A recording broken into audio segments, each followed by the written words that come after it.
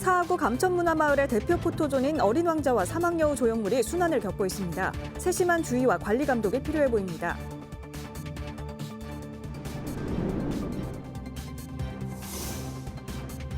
육아용품 성지로 입소문난 북구 키즈마켓이 2호점을 열었습니다. 덕천동에 문을 연 2호점은 개소 전부터 기부 물품들이 주르리였습니다.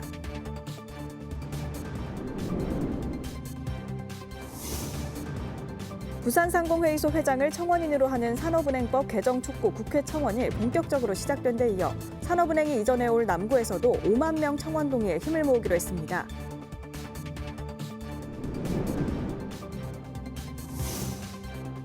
부산시가 지방자치단체 처음으로 부산산업전환 녹색펀드를 신설했습니다. 지역 신산업 육성에 기대가 큽니다.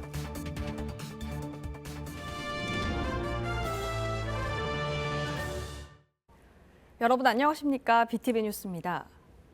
첫 소식입니다. 사하구 감천문화마을에 있는 사막여우가 몸살을 앓고 있다고 합니다. 외국인 관광객들도 많이 찾고 있어 빠른 조치가 필요해 보입니다. 무슨 사연인지 김석진 기자가 전해드립니다. 감천문화마을에 오는 관광객들은 저와 사진 찍기를 좋아합니다. 얼마나 많은지 뒤로 대기선도 만들어 뒀습니다. 정리하는 사람이 없어도 차례를 잘 지켜 다행입니다. 여기 앉아 있은 지도 벌써 13년째. 지난해 이곳을 다녀간 관광객이 무려 287만 명이라고 합니다. 하루 7,800여 명이 다녀간 겁니다. 이들은 매일 저와 같은 방향을 보고 사진을 찍습니다. 비록 뒷모습만 나오는데도 인생샷이라고들 합니다.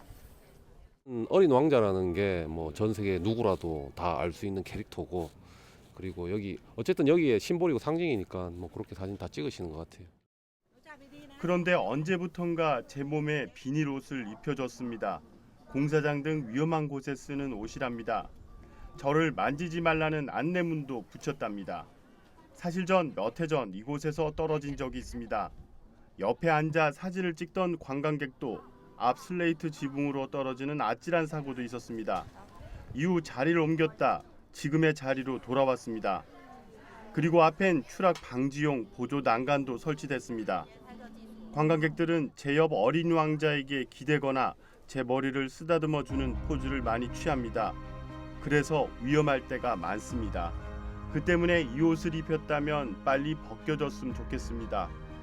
누군가의 인생샷에 제가 이런 모습으로 기억되긴 싫습니다. 저와 찍는 가장 멋진 인생샷은 어린 왕자와 저 사이 같은 포즈로 찍힌 사진이지 않을까요? BTV 뉴스 김석진입니다. 북구 키즈마켓에서는 쓰던 육아용품을 기부받아 싼 값에 다시 판매하고 있습니다. 이미 입소문을 타면서 육아용품의 성지로 떠올랐는데요. 화명 1호점에 이어 덕천동의 2호점이 문을 열었습니다. 장동원 기자입니다. 아이들 옷과 신발, 장난감이 빼고 갑니다. 북구 덕천복지관 키즈마켓 2호점입니다. 다시 수선하고 소독해 새 것과 다름없는 물건들이 1,000원에서 10,000원에 불과합니다. 가격이 너무 좋아요. 왜냐면 당근보다도 사실 조금 더 저렴한 것 같고, 이게 저희가 직접 보고 살 수 있는 거니까 더 좋은 것 같아요. 북구 키즈마켓 시작은 2023년 화명 1동에서입니다. 행정복지센터 한켠에서 시작한 것이 기부가 늘어나고 입소문까지 타면서 따로 매장을 열었습니다. 지난 한 해 방문객은 10,000여 명, 판매 수익은 3,300만 원에 달합니다. 기부를 많이 안 할 거고 사실 생각했어요. 사실 1호점 오픈할 때는 생각보다는. 근데 요게 한 3개월, 4개월 지나면서부터 제가 홍보를 많이 하다 보니 점점 기부하시는 분들이 많아지고, 또 입소문을 해서 심지어 타구에서도 많이 오시기 때문에. 키즈마켓 2호점은 덕천동과 만덕동 주민들이 보다 편하게 이용할 수 있도록 마련됐습니다. 2호점이 준비 중이란 소식에 개소 전부터 인근 어린이집과 기업체, 주민들은 4,000개가 넘는 육아용품을 보내왔습니다. 좀 더 어린이들과 학부형들이 좀 더 오가는, 그래서 여기가 조금 더 활발하게 젊은 기운이 이렇게 같이 어르신과 어우러지는 그런 공간이 되었으면 해서 개소하게 되었습니다. 북구는 키즈마켓을 확대해 기부와 재활용 문화를 더욱 확산시킨다는 계획입니다. 우리 애들이 다시 또 쓸 수 있고 또 환경 오염도 또 방지하고 이 부분에 대해서는 너무나 또 저는 가슴 뿌듯하게 생각하고 또 이런 계기로 해서 우리 북구가 정말 아이 키우기 좋고 아이 교육하기 좋은 그런 도시를 만들어가는데 저희들이 최선을 다하겠습니다. 북구 덕천동 키즈마켓 2호점은 오전 9시부터 오후 6시까지 문을 열고 기부 물품 운반이 어려운 경우 수거 서비스를 이용할 수 있습니다. BTV 뉴스 장동원입니다. 부산시가 지방자치단체 처음으로 부산 산업전환 녹색펀드를 신설했습니다. 기업이 투자를 위해서 돈을 빌려 자금을 공급했다면 이제 펀드 조성을 통해 신규 자금이 투입되는 방식인데요. 획기적인 방식이다 보니 지역 신산업 육성에 기대가 큽니다. 김윤정 기자의 보도입니다. 부산 지역 경제 성장은 80년대 대비해 40% 급감했습니다. 수도권 중심의 경제 성장으로 청년 인구도 수도권으로 유출되고 있습니다. 부산시가 지역 경제 성장을 위해 저부가가치 전통 제조업 중심의 산업구조 전환에 나섰습니다. 부산을 포함한 동남권 중견기업에 향후 9년간 2조 3천억 원 규모를 투자하는 일명 부산 산업전환 녹색펀드가 새로 생깁니다. 먼저 5대 은행이 매년 500억 원, 산업은행이 10억 원, 은행의 출자 부담을 낮추기 위해 부산시가 41억 원을 부담하는 모펀드를 조성하기로 했습니다. 여기다 산업은행이 모펀드 출자뿐만 아니라 자펀드에 추가 출자해 향후 투자 기업에 대해서도 다양한 방식으로 지원하는 방안을 검토 중입니다. 중앙정부와 지방정부 또 국책은행과 이 시중은행이 다 힘을 합쳐서 이 2조 3천억 정도 규모의 이런 전환 펀드를 앞으로 만들게 됩니다. 지역의 기존 제조업 또는 그 산업 기업들뿐만이 아니라 혁신 기업들도 이 펀드를 활용을 해서 신기술을 개발을 하고 또 기존의 시설들을 새로운 시설로 전환을 하고 또 새로운 이 판로를 개척하는데 큰 힘이 될 것입니다. 금융위원회도 비수도권 경제 성장을 견인할 지방 혁신 모델로 보고 협력 체계 구축과 참여를 약속했습니다. 정책 당국 입장에서도 이번에 이렇게 이제 공적인 펀드에 은행들이 출자를 할 때 BIS 비율 계산할 때 그 위험 가중치를 한 400%입니다 일반적으로. 이걸 지금 100%로 내려서 적용할 수 있도록 저희들이 그렇게 해석을 한다 그럴까요? 이제 제도를 그렇게 운용을 해 나갈 겁니다. 그래서 은행에서 출자할 때 조금 더 부담을 덜어드리는 그런 이제 저희들 정책상의 어떤 노력도 이 펀드의 구조에는 들어가 있다. 산업 성장을 주도할 중견기업에 대한 자금 지원 방안이 마련될 것으로 부산 지역의 주요 업체들의 녹색과 디지털 전환을 앞당길 전망입니다. 저희 산업은행은 저희 남부권 투자본부 밑에 기업지원센터라고 해서 디지털 전환과 녹색 전환을 전적으로 지원하는 부서를 따로 만들고 있습니다. 그래서 이 펀드와 함께 앞으로 저희 기업지원센터와 같이 그쪽에서도 투자도 할 거고 대출도 같이 할 겁니다. 그래서 다양한 방식의 금융으로 녹색 전환과 디지털 전환을 지원해 드리겠다는 약속의 말씀을 드리고 제조업 사업을 신산업으로 육성하는 일은 부산에서 더 이상 미룰 수 없는 과제입니다. 이번 부산 산업전환 녹색펀드가 단순한 금융 지원을 넘어 지속 가능한 성장의 핵심 동력이 될 것입니다. BTV 뉴스 김윤정입니다.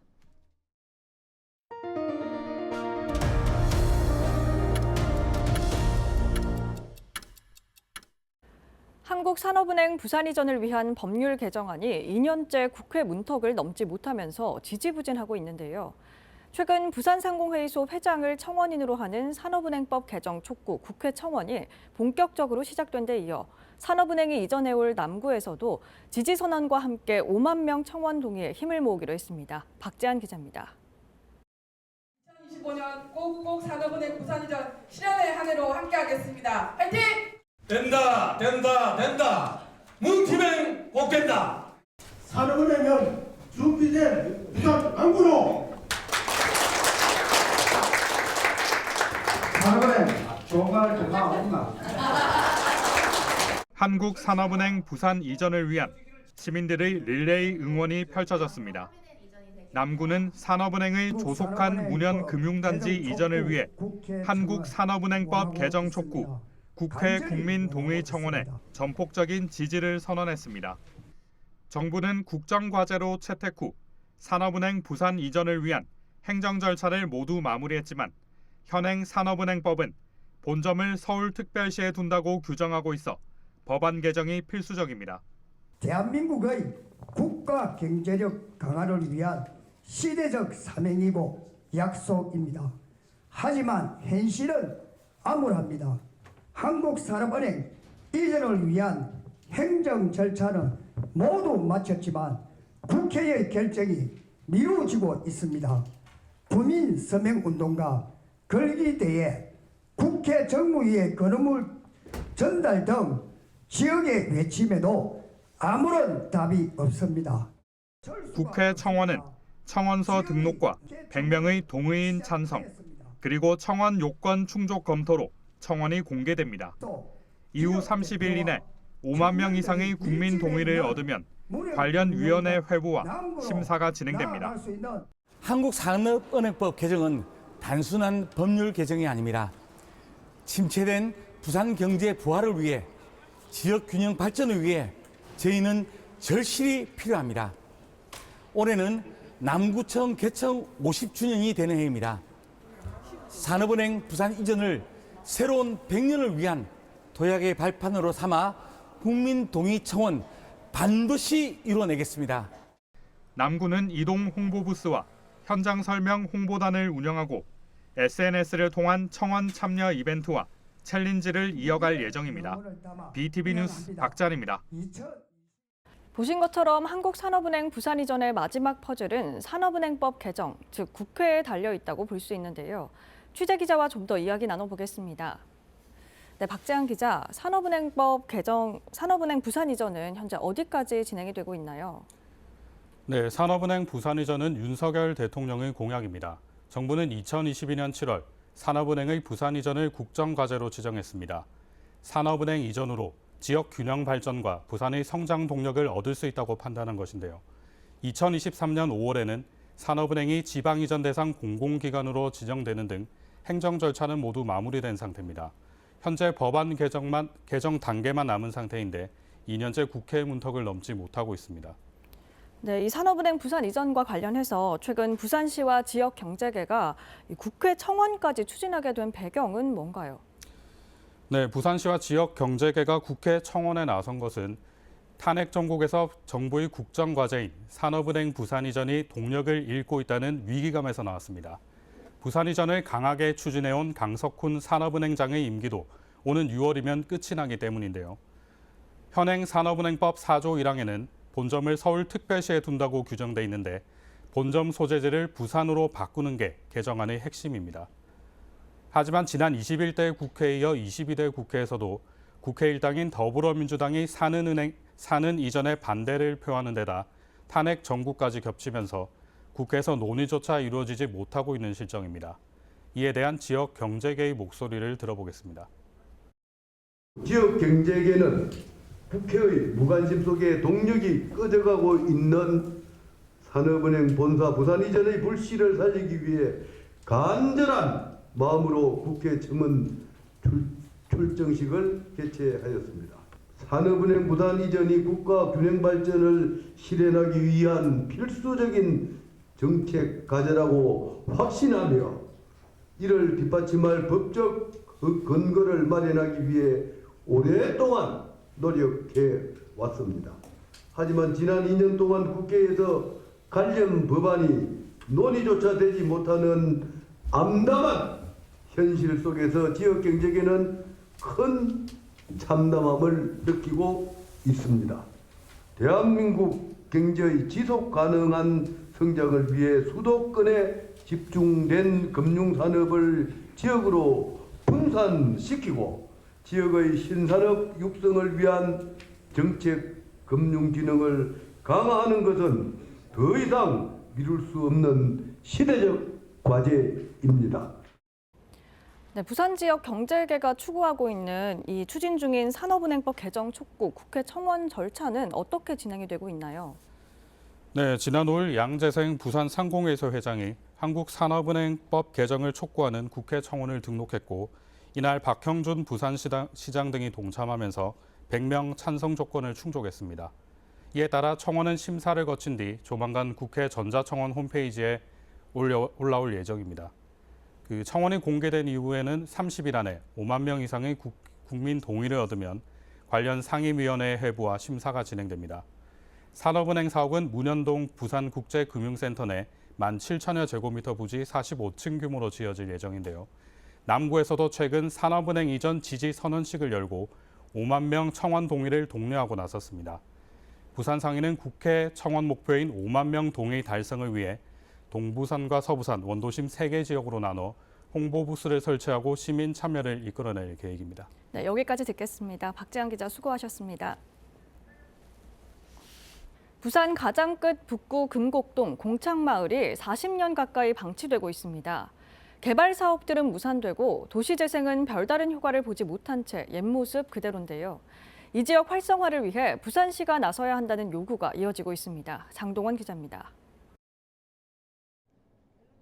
경남 양산시와의 경계, 부산 끝자락 북구 금곡동 공창마을입니다.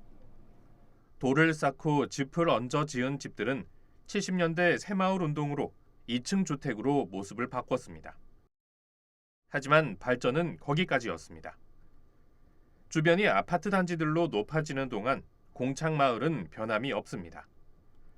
주민들 땅을 수용해 소방학교와 부산인재개발원 등이 들어선 뒤에도 마을 살림은 나아지지 않았습니다. 그 시설들이 들어옴으로 해서 그 당시는 마을에 도움이 줄 거라고 생각했는데 지금 현재로 보면 지나서 놓고 보면 도움 중에 하나도 없어요. 교통연수원 같은데 뭐 어떤 교육국 받고 할 때는 차가 엄청나게 많이 몇 천 대가 들어옵니다. 매번 남기고 가지. 그 사람들이 이 동네에 나와가지고 뭐 음식을 먹는다든지 하는 건 하나도 없거든요. 각종 개발 사업은 무산됐고 도시재생 사업도 진행됐지만 효과는 볼 수 없었습니다. 특히 전국 최대 규모 영구 임대 아파트 단지라는 이미지가 생기면서 주민들의 불편은 커졌습니다. 함영동만 나가도 금고 갔다 하면 대기 없는 사람으로 다 취급을 하시는 거예요. 그러니까 조금 있는 사람들은 다 떠나시는 거예요. 지난 5일 부산시 의회에선 공창마을 활성화를 위해 부산시가 나서야 한다는 요구가 나왔습니다. 이종진 시의원은 5분 자유 발언을 통해 조선시대 물류와 교통의 중심지였던 공창마을의 역사를 되새기고 마을을 브랜드화해 줄 것을 부산시에 제안했습니다. 또 인근 연수시설과의 협력으로 지역 활성화를 모색하는 방안 등을 촉구했습니다. 시에서는 실태 조사를 먼저 한번 해서 주민들이 무슨 아픔이 있고 어떤 역사적 가치가 있는지를 좀 더 우리가 현실적으로 파악을 하고 주민들이 이렇게 힘들게 살아왔으니까 그에 대한 보상이라기보다는 같이 좀 더 발전할 수 있는 그런 방향을 만들어 달라, 현실을. 이종진 의원은 이 같은 부산시의 움직임은 부산의 또 다른 공창마을을 재조명해 개선시키는 계기가 될 것으로 기대하고 있습니다. BTV 뉴스 장동원입니다.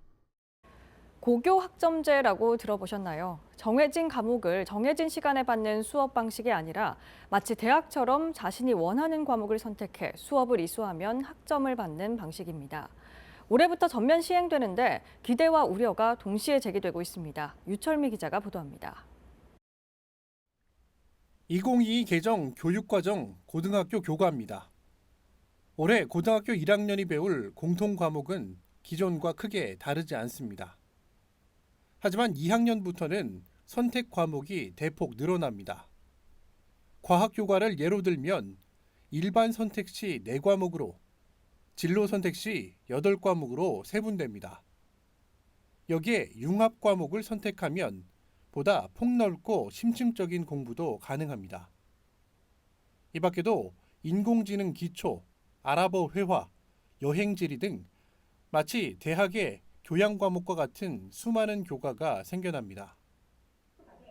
1학년은 주로 필수 공통 과목 위주로, 2, 3학년은 수강 신청을 통해 선택 과목을 배우게 됩니다. 또 3학년 6학기 동안 192학점을 이수하면 졸업 요건을 갖추게 됩니다. 선택 과목 수강은 자신이 다니는 학교에 과목이 개설돼 있다면 학내에서 가능하겠지만 그렇지 않다면 온라인과 타학교 공동교육과정, 대학과 같은 학교 밖 교육기관에서도 강의를 들을 수 있습니다. 전북교육청은 현재 도내 8개 대학과 학점 인정 협약을 맺고 9월부터 시범 운영에 들어갑니다. 학교에서 시간표를 짜준 대로 쭉 일방적으로 듣던 수업이 아니라 자기가 능동적으로 필요에 따라서 과목을 선택하고 배울 수 있다는 것이 고교학점제의 장점이 되겠습니다. 고교학점제는 학생 스스로 진로와 적성에 따라 필요한 과목을 선택해 이수한다는 점에서 기존과는 완전히 새로운 제도입니다. 다만 인력 충원 없이 가르칠 과목만 대폭 늘면서 교사들의 업무 과부하 문제는 시작과 함께 불거질 가장 큰 문제로 거론되고 있습니다. 교육부가 2년간 교사들 지금 7,800명을 줄였습니다. 그리고 올해는 4,800명을 또 줄이겠다고 지금 입법 예고를 한 상황이에요. 그러니까 엇박자인 거예요. 학교에서 필요한 선생님들은 더 많아야 되는데 학생 수를 기준으로 지금 학급 교원 정원을 편성하니까 이게 가장 큰 문제이지 않을까 싶고요. 한편 고교 학점제 도입으로 2028년 대학 입학 전형부터는 수능이 통합형으로 바뀌고 내신 성적도 기존 9등급에서 5등급으로 축소됩니다. BTV 뉴스 유철미입니다. 국립부경대학교 해양바이오닉스 융합기술센터 연구팀이 해조류 유래 물질로 은나노 입자를 합성하고 항암 향균 기능을 입증해 주목받고 있습니다. 연구팀은 갈조류 중 하나인 폐에서 분리한 폴리페놀성 화합물 플로로탄닌을 활용해 기능성 은나노 입자를 합성하고 최적화된 합성 공정, 항암, 향균 활성 평가, 분자 역학 시뮬레이션 등을 통해 합성 메커니즘 연구 결과를 제시했습니다. 연구팀은 천연물 기반 나노 소재 합성에 대한 핵심 기술을 제시함으로써 기존 기술적 한계를 극복할 수 있을 것으로 기대했습니다.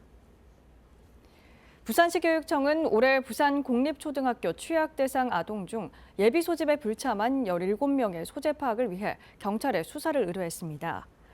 소재가 확인되지 않은 17명은 출국 사실 확인 등에 비추어 해외 거주 중인 것으로 추정되지만 보호자와 연락이 닿지 않아 수사를 의뢰하고 회신을 기다리는 중입니다. 올해 부산 지역 취약 대상 아동 수는 지난해 2만 1,560명에서 2,200명이 줄어든 19,360명입니다.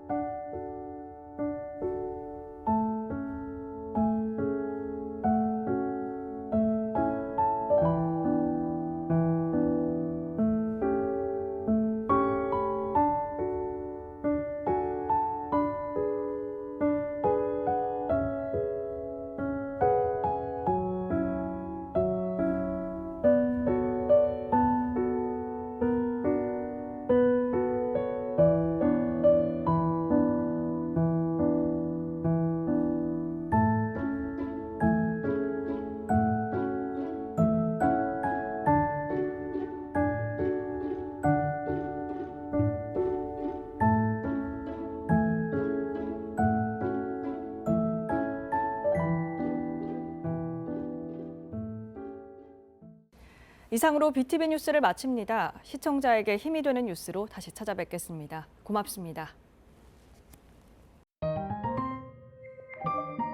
채널 BTV